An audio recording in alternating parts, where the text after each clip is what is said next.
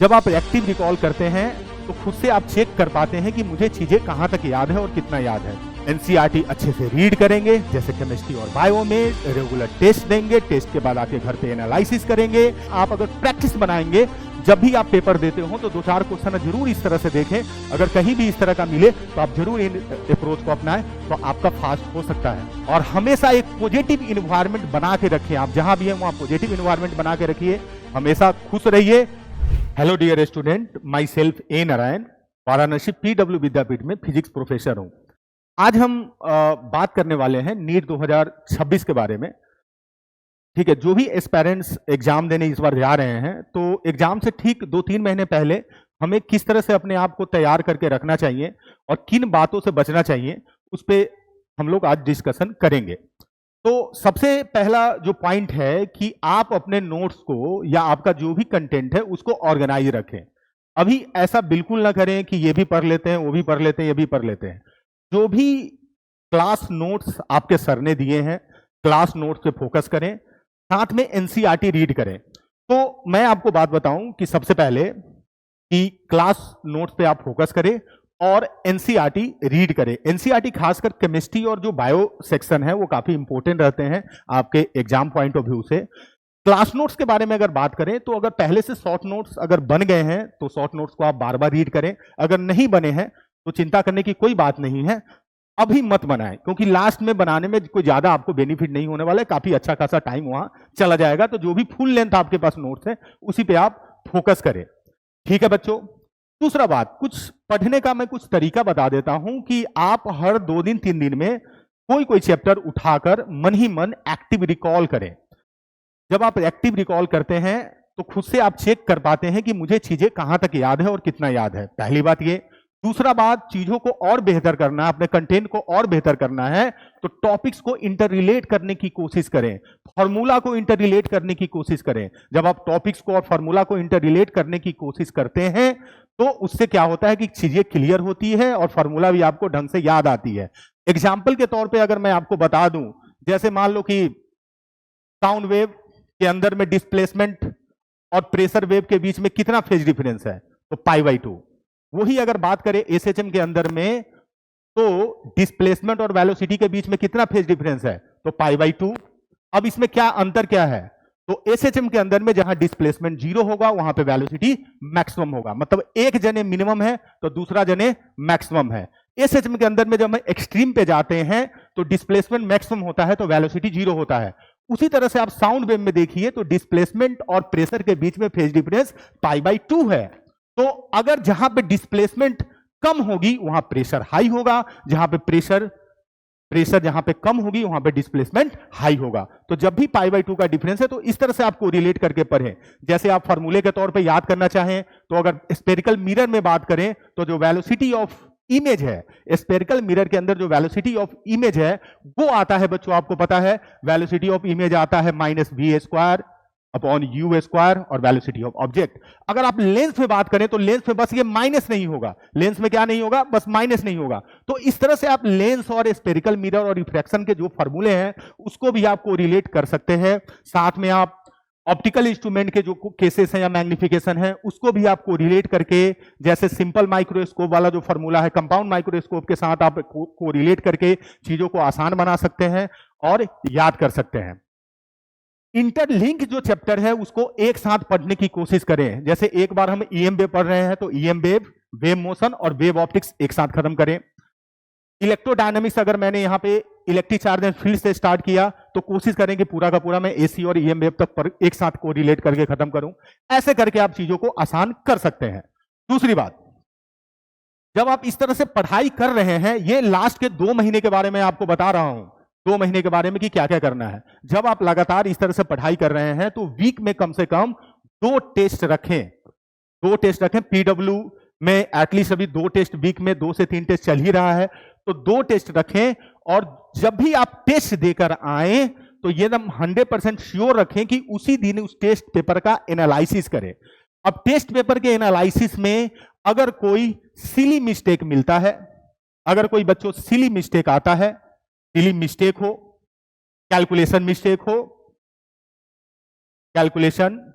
Mistake हो, या conceptual mistake हो, इन सब बातों को एक एक्स्ट्रा नोटबुक बनाएं और उस एक्स्ट्रा नोटबुक में उसको नोट करें। और प्रत्येक वीक जो भी आप इन क्वेश्चंस को नोट कर रहे हैं, कहां पे? नोटबुक में। जो भी आप एग्जाम देकर आए हैं, जो भी 2-4 क्वेश्चन रह गए हैं, आपसे हुआ नहीं है या हुआ है, आपने गलती कर दिया है, सिली मिस्टेक, कॉन्सेप्चुअल मिस्टेक या कैलकुलेशन मिस्टेक, उसको नोट कर लें। ठीक है बच्चों? और उसको जैसे ही आप नोट कर लेंगे, ठीक है, तो उसको प्रत्येक वीक रिव्यू भी करें, ताकि हम देखते रहें कि क्या क्या हमने किया है। और ये प्रोसेस आप अपनाइए और कंटिन्यू आप आगे बढ़ते रहिए। तो लास्ट के 2 महीनों में तो ये क्या क्या करना है? Silly mistake, calculation mistake, conceptual mistake, इन सब मिस्टेक्स को आप लिखिए, वहां पे अपने सर से कंसल्ट करिए और डाउट लीजिए। ठीक है? तो ये तो बात हो गई कि पढ़ाई किस तरह से हम लोग चलेंगे। क्लास नोट पे फोकस करेंगे, अपने कंटेंट को ऑर्गेनाइज रखेंगे, एनसीईआरटी अच्छे से रीड करेंगे, जैसे केमिस्ट्री और बायो में रेगुलर टेस्ट देंगे, टेस्ट के बाद आके घर पे एनालिसिस करेंगे, एनालिसिस के बाद अगर कोई सिली मिस्टेक, कैलकुलेशन मिस्टेक या कॉन्सेप्चुअल मिस्टेक क्वेश्चन रह गया है, नहीं सॉल्व हुआ है, उसको हम नोटबुक में राइट करेंगे, सर से डाउट लेंगे, पॉसिबल हो तो सर एक्सेस है तो सर से डाउट लेंगे, और प्रत्येक संडे इन सब क्वेश्चंस को हम रिव्यू करेंगे। ठीक है? पढ़ते हुए टॉपिकों को रिलेट करने की कोशिश करेंगे, ये बात ही हुई।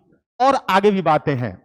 अभी लास्ट के 2 महीने थोड़ा सा सोशल डिस्टेंस बना के रखें, ज्यादा सामाजिक कार्यों में, शादी में, फंक्शन में थोड़ा सा अवॉइड करें, ये मेरा मानना है। दूसरी बात, स्क्रीन टाइम को थोड़ा कम करें। पहले इतना स्क्रीन टाइम को नहीं रखें, थोड़ा सा कम करें, जब जरूरत हो स्क्रीन की तब आप उसका यूज ले सकते हो, क्योंकि भटकने का सबसे ज्यादा चांस मोबाइल फोन से होता है। तो थोड़ा सा आप इसको कम करें, अभी हम जैसा आपको बता रहे हैं। उसके अलावा योगा मेडिटेशन अगर आप कर रहे हैं तो अच्छी बात है, योगा मेडिटेशन भी आप कर सकते हैं। ठीक है? तो ये सब बातें हैं जिनको आप लास्ट 2 महीने में आप फॉलो करें तो शायद थोड़ा बहुत आपको कुछ बेनिफिट इससे मिल सकता है। तो हम बात कर रहे थे कि किस तरह से 2 महीने पहले हम लोग को किस तरह से अपने आप को तैयार रखना है। अब हम आपको कुछ टिप्स बताते हैं जिससे आप अपने फिजिक्स कैलकुलेशन को फास्ट कर सकते हैं। तो कुछ टिप्स है, जरा देखिए कि कैसे हम अपने फिजिक्स कैलकुलेशन को फास्ट कर सकते हैं या स्पीड बढ़ा सकते हैं। जरा ध्यान से देखिएगा। सबसे पहले बच्चों, मैं आपको एक बात बताऊं कि सबसे पहला काम आप ये कर सकते हैं कि 1 से लेके 40 तक का टेबल याद करिए। पहली बात, हंसना नहीं है, मैं सही बता रहा हूं। 1 से लेके 40 तक का टेबल याद करिए, स्क्वायर रूट भी याद करिए। ठीक है? 1 से लेके 10 तक का जो नंबर है, उन्हीं नंबर को बीच में मन ही मन मल्टीप्लाई डिवाइड करते रहिए। आपका कैलकुलेशन थोड़ा सा पहले से इंप्रूव हो जाएगा, आप देखना जरूर, और फास्ट भी हो जाएगा। उसके अलावा आप क्या कर सकते हैं कि कुछ फिजिक्स में कुछ ऐसे क्वेश्चंस आते हैं जहां पे हम गलती कर लेते हैं, और उसको थोड़ा जल्दी फास्टली कैसे सॉल्व कर सकते हैं, जरा ध्यान से देखिएगा। मैं 4-5 क्वेश्चन लेके आया हूं, उसमें मैं आपको बताऊंगा कि कैसे क्वेश्चन को डायमेंशन से किया जाए, नंबर 1, कैसे क्वेश्चन को वैल्यू पुट करके किया जाए, नंबर 2। इस तरह से करके हम एक इक्का दुक्का क्वेश्चन हम आपके सामने लेकर आ रहे हैं बच्चों। जैसे ये सवाल देखिए, an object thrown vertically up from the ground passes the height 5 metre twice and an interval of 10 second, what is the time of flight. अब इन सवाल को करने के लिए ये क्या पूछ रहा है, ये मान लो कि कोई ये ग्राउंड है बच्चों, और यहां से हमने किसी बॉल को छोड़ा है, ये कोई पॉइंट P है। अब इस पॉइंट P से ये बॉल यहां जाता है, और पॉइंट P से फिर इसी पॉइंट पे जब आएगा बॉल ऐसे जाके, तो ये जो इंटरवल होगा बच्चों 10 सेकेंड होगा। तो बोला है कि इस बॉल का टाइम ऑफ फ्लाइट क्या होगा। तो कोई पॉइंट किसी हाइट पे है, कोई पॉइंट है किसी हाइट पे 5 मीटर पे है, और ये जो 5 मीटर वाला हाइट वाला पॉइंट है, इस पे यहां पे 10 सेकंड के इंटरवल में ये बॉल फिर से इसी पॉइंट से गुजरा है। तो बताया है कि टाइम ऑफ फ्लाइट कितना होगा। तो आप एक बात देखिए, जितना भी टाइम ऑफ फ्लाइट हो, जो भी इसका टाइम ऑफ फ्लाइट हो, इस क्वेश्चन में जो भी टाइम ऑफ फ्लाइट हो, ये तो हम 100% श्योर है कि इसका टाइम ऑफ फ्लाइट 10 सेकंड से ज्यादा होगा, क्योंकि 10 सेकंड तो उसको एक ही पॉइंट को पार करने में लग गया है, 5 मीटर ऊपर वाले पॉइंट को। तो इसका टाइम ऑफ फ्लाइट 10 सेकंड से ज्यादा होगा। आप ऑप्शन में देखें, ये 10 सेकंड नहीं है, ये 10 सेकंड से भी कम है, या 10 सेकंड से ज्यादा सिर्फ एक ही है इसमें, 104, रूट अंडर 104, और ये आपका करेक्ट आंसर रहा। तो आप ऐसे करके भी क्वेश्चन को डील कर सकते हैं, बाकी कोई दिक्कत वाली बात नहीं है। यहां पे आइए, ये uniform rod of mass M and length L is acted upon acted on by two unequal forces F1 and F2 and so in figure the tension in the rod at distance y from end BH। बच्चों यहां से पूछा है कि इस point पे tension क्या होगा। अब हम लोग चाहे तो इसको कैलकुलेट कर सकते हैं, थोड़ा सा समय लगेगा, कोई दिक्कत वाली बात नहीं है, लेकिन हम लोग इस क्वेश्चन को एक तरीके से कर सकते हैं, बहुत जल्दी हो जाएगा, जरा ध्यान से देखिएगा। आपको एक बात बताएं, y जो मेजर किया जा रहा है इस इंड से बच्चों मेजर किया जा रहा है, यहां से y को क्या किया जा रहा है, मेजर किया जा रहा है, यहां से y को मेजर किया जा रहा है। जैसे जैसे मैं आगे बढ़ूंगा, जैसे जैसे आगे बढ़ूंगा y की वैल्यू बढ़ेगी। अब देखना यहां पे अगर मैं y बराबर 0 पे जाऊं, अगर मैं y बराबर 0 पे जाता हूं तो मुझे सिर्फ एक फोर्स मिलता है और वो फोर्स की वैल्यू है F2। अब एक काम करिए कि जो भी एक्सप्रेशन इसके अंदर दिया हुआ है वहां पे y बराबर 0 पुट करिए। 0 पुट करने के बाद जब भी F2 फोर्स आ जाए समझ जाना कि वही हमारा आंसर है। ध्यान दीजिए, यहां पुट करिए y बराबर 0, यहां पुट करेंगे इनफाइनाइट आ जाएगा। हमें आना कितना चाहिए, F2, क्योंकि y बराबर 0 पे F2 है फोर्स। यहां आइए, यहां पुट करिए, यहां पुट किए y बराबर 0, ये 0 आ गया, हमें F2 आना चाहिए। यहां y बराबर 0 पुट करिए, F1 आ गया, F1 तो नहीं है, हमें F2 आना चाहिए। यहां पे y बराबर 0 पुट करिए, ये 0 आ गया, लेकिन ये वाला क्या बच जाएगा, यहां 0 पुट करे F2, तो ये सही है बच्चों। तो इस तरह से कर सकते हैं। यहां पे जैसे ही मैं y बराबर 0 बच्चों रख रहा हूं, यहां पे y बराबर 0 पे फोर्स कितना है, F2, और यहां पे क्या आ जा रहा है, F2।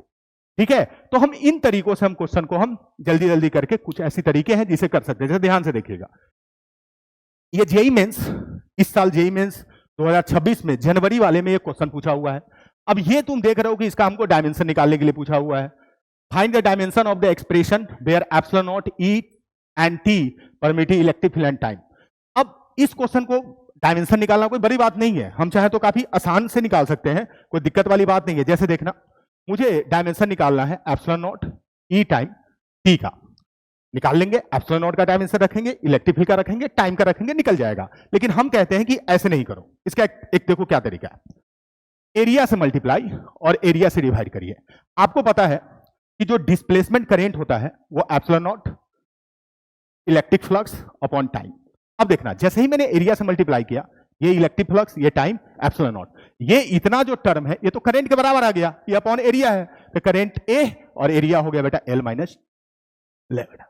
दो लाइन में ये खत्म हो गया, ये वाला आंसर आ गया। तो कुछ ऐसे डायमेंशन है जिसे आप कुछ फार्मूला इंटर रिलेट कर सकते हैं, वहां रख सकते हैं, ताकि जल्दी से आपका आंसर आ जाए। ठीक है बच्चों, आगे चलते हैं। एक क्वेश्चन देखिए, ये frictionless steel ball of radius 2 centimetre moving on a horizontal plane with velocity 5 centimetre per second collide head on with another stationary steel ball of radius 3 centimeter, the velocity of the two body after collision will respectively। बच्चों ध्यान से देखिएगा, देखना एक surface है, दो ball है, एक बॉल ये है स्टील बॉल है और एक स्टील बॉल ये है। अगर हम बात करें, ये वाला जो स्टील बॉल है ये 2 सेंटीमीटर, ये वाला जो स्टील बॉल है 3 सेंटीमीटर, ये वाला जो स्टील बॉल है दूसरा वो रुका हुआ है, ये जो स्टील बॉल है ये जा रहा है, भाग रहा है कितना से, 5 सेंटीमीटर पर सेकेंड से। पूछा है कि कोलिजन के बाद इन बॉल के पास, ये बॉल के पास कितनी वेलोसिटी होगी, इस बॉल के पास कितनी वेलोसिटी होगी। इलास्टिक कोलिजन है, इलास्टिक कोलिजन है, E बराबर 1 दिया है बच्चों, तो इलास्टिक कोलिजन है। सबसे पहली बात कि मुझे तो इसमें न इसका मास पता है न इसका मास पता है। अगर हम मान भी लेते हैं कि दोनों बॉल का, स्टील बॉल का डेंसिटी सेम है, मान के चलिए, मान लेते हैं कि इसका भी डेंसिटी रो है, इसका भी डेंसिटी रो है, इसका मास कुछ m1 मान लिए, इसका m2 मान लिए। अगर मुझे मास निकालना है तो मुझे लिखना पड़ेगा डेंसिटी इनटू इसका वॉल्यूम, इसका लिखना पड़ेगा डेंसिटी इनटू इसका वॉल्यूम, ये लिखना पड़ेगा। अब इस तरह से मुझे मास इसको लेकर कैलकुलेट करना पड़ेगा। कैलकुलेट इसको सॉल्व करने के लिए एक तो तरीका, एक तो है कि हमको निकालना पड़ेगा क्या, सबसे पहले कंजर्वेशन ऑफ लीनियर मोमेंटम लगाइए। अब कंजर्वेशन ऑफ लीनियर तो m1 q1 कितना है 5 प्लस m2 इंटू 0 बराबर, यहां देखो तो ये वाला m1 ये हो गया m2, ये हमारे पास है v1 into m1 plus v2 into m2। अब एक इक्वेशन ये बन गया। अब चूंकि इलास्टिक, परफेक्टली इलास्टिक कोलिजन है तो एक दूसरा इक्वेशन और आप लगा सकते हैं, वेलोसिटी ऑफ सेपरेशन बराबर वेलोसिटी ऑफ अप्रोच। ध्यान से देखिएगा, वेलोसिटी ऑफ v2 इसकी वेलोसिटी माइनस v1 इसकी, u1 कितना है 5, ये 0 हो गया, एक इक्वेशन ये आ गया। ठीक है, वेरिएबल कितने हैं ये देख रहे हो, इसको सॉल्व करने के लिए इक्का दुक्का इक्वेशन और जरूरत पड़ सकती है, लेकिन इसको सॉल्व करने के लिए मुझे अब आगे इसको फर्दर सॉल्व करने की जरूरत नहीं है। अब इस क्वेश्चन में देखिए जो v2 माइनस v1 है इसकी वैल्यू कितनी आना चाहिए 5। अब वैल्यू चेक कर लीजिए V2 V1 क्या है, यही एक क्वेश्चन में पूछा है कि फाइनली इसकी और इसकी वेलोसिटी क्या है। तो मुझे आगे फर्दर सॉल्व करने की जरूरत नहीं, यहां पे वैल्यू पे टकिए। V2 ये वाला बच्चों है V1, ये है V2, रखते हैं 2.3 यहां रखिए। इसकी वैल्यू कितना है 2.7, हमारे ख्याल से 2.3 2.7 माइनस करेंगे कुछ वैल्यू आएगा 5 नहीं आएगा, इसका मतलब ये वाला हमारा गलत है। यहां आइए V2 2.3 तो यहां रख दिए 2.3 माइनस ये वाली वैल्यू कितनी है माइनस 2.7। बेटा देखो 5 आ गया, मतलब कि this minus this V2 minus V1 5 आना चाहिए। यहां पे देखना दिस माइनस दिस 5 आ गया है, इसका मतलब ये हमारा करेक्ट आंसर है। आप ऐसे वैल्यू रख के शुरू में ही आप कर सकते हैं, ज्यादा फर्दर जाने की जरूरत बच्चों नहीं है। एक क्वेश्चन बस और बेटा बताते हैं, इससे कुछ हो जाए। A body is projected upward with velocity u, it passes through a certain point above the ground after time t 1 second, the time after which the body passes through the same point during the return journey। अब ऐसे question में कभी कभी क्या होता है, आप एक बार ऑप्शन की तरफ ध्यान से देखिए। अगर मैं ऑप्शन की तरफ देखूं तो एक बार आप डायमेंशनली करेक्ट इनकरेक्ट से भी ऑप्शन आप छांट सकते हो, कोई दिक्कत वाली बात नहीं है। जरा ध्यान से देखिएगा, पहला वाला सबसे पहले u बाई जी दिया है, u बाई जी का डायमेंशन क्या होगा t, u बाई जी का डायमेंशन क्या होगा बच्चों t। अरे भाई साहब u के जगह पे lt माइनस 1, g के जगह पे lt माइनस 2 रखोगे तो t ही तो आएगा। तो बेटा यहां पे ये आएगा t, ये है t स्क्वायर, मतलब कि ये गलत है, खत्म कहानी। u बाई जी कितना आएगा t, और ये कितना है ये भी तो t है, तो ये हो सकता है सही हो। और देख लो कहीं और तो दूसरा कोई डायमेंशनली करेक्ट नहीं है, देख लो ये वाला डायमेंशनली करेक्ट नहीं है, ये वाला भी नहीं है, क्योंकि u square u upon g square t के बराबर नहीं आएगा, यू स्क्वायर अपॉन जी भी टी के बराबर नहीं आएगा, मतलब एक ही हमें मिला dimensionally correct. It mean that हो सकता है ये वाला हमारा सही आंसर है। तो कुछ क्वेश्चन को हम लोग एक एक करके इस तरह से भी सॉल्व कर सकते हैं। आप अगर प्रैक्टिस बनाएंगे, जब भी आप पेपर देते हो तो 2-4 क्वेश्चन जरूर इस तरह से देखें, अगर कहीं भी इस तरह का मिले तो आप जरूर इन अप्रोच को अपनाएं, तो आपका फास्ट हो सकता है। तो 1 से लेकर 40 तक टेबल याद करें, स्क्वायर रूट सबका याद होना चाहिए, साथ में इन सब अप्रोच का भी यूज करना आप सीख जाइए, ताकि आप थोड़ा पहले क्वेश्चन और ज्यादा क्वेश्चन कर सके। ठीक है बच्चों, ध्यान से देखिएगा। जैसे देखना बेटा कि ये क्वेश्चन इनकरेक्ट टाइप का है, तो यहाँ पे होता क्या है, यहाँ पे मैक्सिमम गलती होने के चांस बच्चों के पास होता है। इस क्वेश्चन को कैसे आप सॉल्व करेंगे ताकि आप इसको गलत ना कर सके। तो क्वेश्चन है बच्चों इनकरेक्ट टाइप का, तो सबसे पहले आपको ये सॉल्व करना है। तो सबसे पहले इस क्वेश्चन को देखिए, पहले आप सॉल्व करिए आराम से। ऐसे क्वेश्चन में हम गलती क्या करते हैं कि सॉल्व करने के बाद भी, सही करने के बाद भी हम गलत करके चले आते हैं। तो जरा देखिएगा, इनकरेक्ट टाइप है। ये parallel plate capacitor charge using A battery and they disconnected. मान लेते हैं जिस बैटरी से बेटा एक पैरेलल प्लेट कैपेसिटर है, उसको किसी बैटरी से चार्ज किया गया है। तो जितने बैटरी के जितने पोटेंशियल से चार्ज करते हैं, इसका सेपरेशन मैं शुरू में डी ले लेता हूं। ठीक है बच्चों, क्या ले लिया सेपरेशन शुरू में, डी ले लिया, और इसका एरिया ए ले लिया, और चार्ज क्यू ले लेता हूं। ठीक है, चार्ज क्यू ले लेता हूं। इसको भी पोटेंशियल से चार्ज किया गया होगा, तो अभी भी इसके पास पोटेंशियल कितना होगा, भी होगा। ठीक है, अगर मैं इसका कैपेसिटेंस की बात करूं तो A epsilon not upon D आएगा, शुरू वाला जो कैपेसिटेंस है। अगर मैं इसका पोटेंशियल की बात करूं तो इसका अगर पोटेंशियल देखें तो पोटेंशियल हो जाएगा क्यू अपॉन टी नॉट। ये इनिशियल कहानी है। इलेक्ट्रिक फील्ड की अगर हम बात करें तो इलेक्ट्रिक फील्ड हम लिख सकते हैं E बराबर V by D, separation D है। सेकेंड केस में अच्छा एनर्जी की बात करें, क्या क्या दिया है, द पोटेंशियल डिफरेंस बिटवीन, सबसे पहले हमने पोटेंशियल निकाल लिया है, इलेक्ट्रिक फील्ड निकाल लिया है, कैपेसिटेंस निकाल लिया है। अगर आप एनर्जी की बात करें तो आप लिख सकते हैं Q upon Q square upon 2C, तो 2 टाइम्स C हो गया। तो ये पहला हो गया। दूसरे केस में इसमें क्या किया है क्वेश्चन में कि नाउ डबल, तो बैटरी को डिस्कनेक्ट कर दिया गया है और इसका जो इस प्लेट का जो सेपरेशन है वो डबल कर दिया गया है। अब एक बात, अब तो चूंकि हम तो क्वेश्चन सॉल्व कर रहे हैं तो ठीक है, अगर प्लेट का सेपरेशन घटा दें या बढ़ा दें बैटरी हटा देने के बाद, तो उसके चार्ज पे कोई अंतर नहीं आएगा, चार्ज उसका कांस्टेंट रहेगा, इसको ध्यान में रखिएगा। तो अब देखना हमने इसका सेपरेशन बढ़ा दिया है, तो सेपरेशन बढ़ा दिया तो कितना हो गया 2D। जैसे ही सेपरेशन 2D हो गया बच्चों, तो ध्यान से देखिएगा क्या क्या हुआ है। अब हमारे पास जो नया वाला जो कैपेसिटेंस है, यहां से देखिए ये आधा हो गया है, ए एप्सिलॉन अपॉन डी। तो ये जो फाइनल कैपेसिटेंस है वो आधा हो गया है, ठीक है ना, फाइनल कैपेसिटेंस आधा हो गया। जैसे ही फाइनल कैपेसिटेंस आधा हो गया, तो अगर मैं नया वाला फाइनल पोटेंशियल की बात करूं तो फाइनल पोटेंशियल डबल हो गया है, क्योंकि ये जो है, ये वाला जो नया वाला जो कैपेसिटेंस है, ये जो सी है पहले वाले कैपेसिटेंस का आधा हो गया है, तो ये वाला जो है बच्चों कितना हो गया है, डबल हो गया है। तो हमारा जो पोटेंशियल है वो पहले से डबल हो गया है। पोटेंशियल कितना हो गया है, डबल हो गया है। तो कैपेसिटेंस बच्चों हो गया है आधा और पोटेंशियल कितना हो गया है, डबल। इलेक्ट्रिक फील्ड की बात करें तो इलेक्ट्रिक फील्ड बराबर अगर हम देखें तो V बाई डी, तो ये जो हमारा पोटेंशियल है वो डबल हो गया है और डिस्टेंस भी डबल हो गया है, मतलब V बाई डी ही आ गया है। मतलब जितना इलेक्ट्रिक फील्ड पहले था उतना इलेक्ट्रिक फील्ड बाद में भी है। और चार्ज भी बच्चों क्या है, सेम है। चार्ज भी क्या है, सेम है। आइए चेक करते हैं। The potential difference between plate और द कैपेसिटर डबल। देख भाई, पहले पोटेंशियल V था, अब कितना V मतलब Q बाई सी नॉट, अब कितना है 2 टाइम, तो ये वाला। तो ये सही है, तो करेक्ट है तो इसके सामने C लिखे। अगर जैसे ही करेक्ट है तो सामने में C लिख दीजिए, ठीक है। The electric field between the plate of the capacitor will not change. Yes, यहां भी V बाई डी है, यहां भी V बाई है, तो इसके सामने C लिख दीजिए, ये आपका करेक्ट हो गया। अब देखना, the charge on the capacitor remain same. Yes, charge बेटा सेम रहेगा। मैंने कहा कि अगर बैटरी हटा दिए हैं, सेपरेशन बढ़ा दो या घटा दो, चार्ज पे कोई फर्क नहीं पड़ेगा। तो चार्ज पे कोई फर्क, तो चार्ज आपका क्या हो गया, तो ये भी करेक्ट है। तो 1 2 3 सिंगल करेक्ट ऑप्शन है। आप चाहे तो ये भी चेक कर सकते हैं, लेकिन अगर सिंगल करेक्ट ऑप्शन है तो ये करेक्ट है। हमसे इनकरेक्ट पूछा है तो पक्का बात है कि यही क्या होगा, हमारा इनकरेक्ट होगा, ठीक है।